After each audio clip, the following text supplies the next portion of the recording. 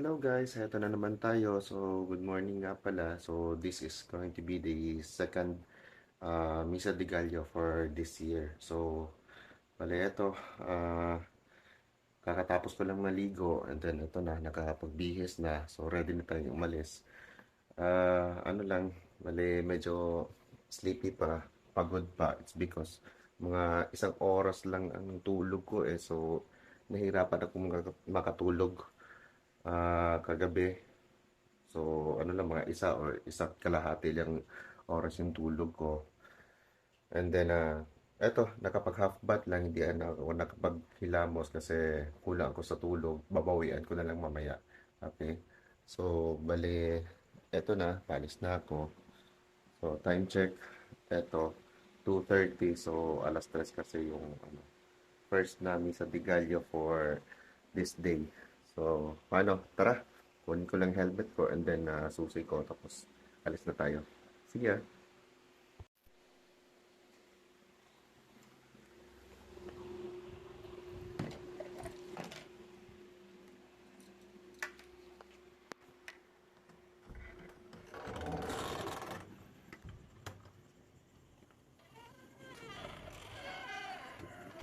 Okay, so same as usual. Pareha pa rin kahapon. Medyo madilim pa masyado. Kaso, today is 2:30. Unlike kahapon is mga 1 pa. So ayan, medyo madilim. Maliwanag na yung ibang mga bahay. Pero ang dilim pa rin ng paligid. Walang mga tao. Ako lang. So ito, parang haunted yung lugar. Oh. Diba? Oh, yan. Anyways, laban lang kasi ano eh, ginusto ko to eh. So, kailangan matapos. So, I'm still on my second night. So, may pito pa. So, paano? Tara, let's go. Dito na skiing, oh. Ayan guys, so here we are now sa simbahan. Kakarating lang natin, so wala masyadong mga tao pa. Of course, syempre alas 2 pa ng madaling araw eh. Alas 2 at medya. So, ayan. Mas mabuti na yun nandito tayo na maaga-aga. Tara, let's go. Eh, medyo malamig pero parang aambon eh. So, delikado. Lalo na yung motor tayo. Okay, plus king oh. Diyan ka lang ha. Okay, let's go.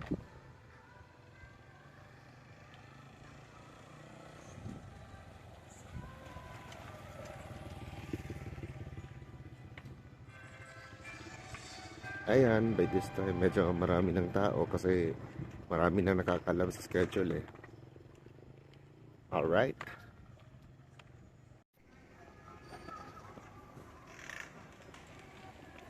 As usual, sa loob pa rin tayo. Sa harapan pa. Pero at least, una tayo sa convention.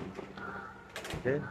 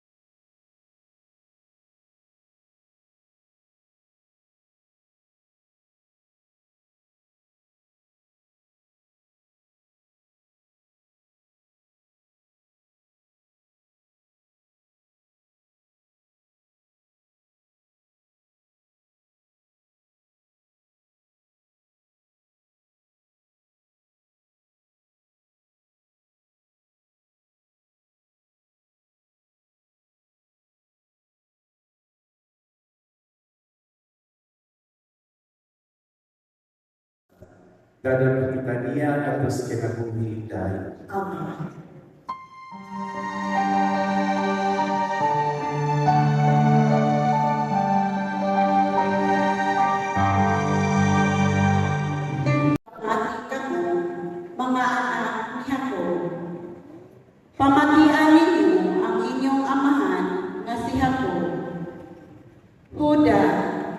Dayon ka sa imong mga igsuon, tungkol mo ang imong mga kaaway, sa imong atubangan, muluhod ang imong mga igsuon.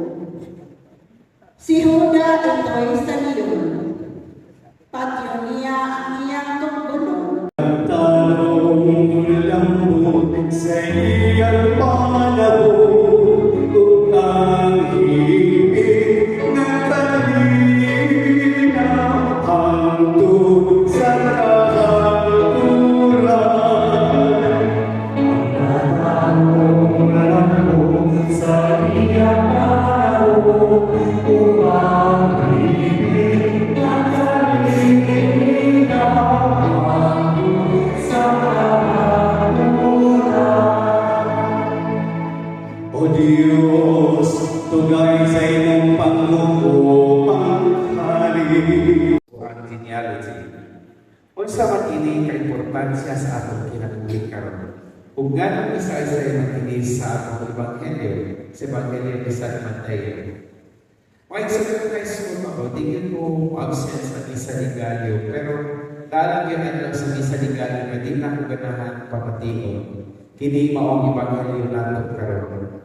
Wigog-wigog ang kanyato nga nanasan dito ang pangalan sa tao nga ambot kinsa ni sila ug kapoy kay Panginoon askan taasa nila. Pero sa diyan nakatulong og theology, diya kung nagsugod og sabot nga naman kinahanglan man nga isa-isa ug iban-iban ang kagikan ni Jesus. Ito po yung mga kulula, grabe sila magkinumdum sa ilang mga tigulangan o mga kaparintihan. Karangita ba sila nga, kaya sila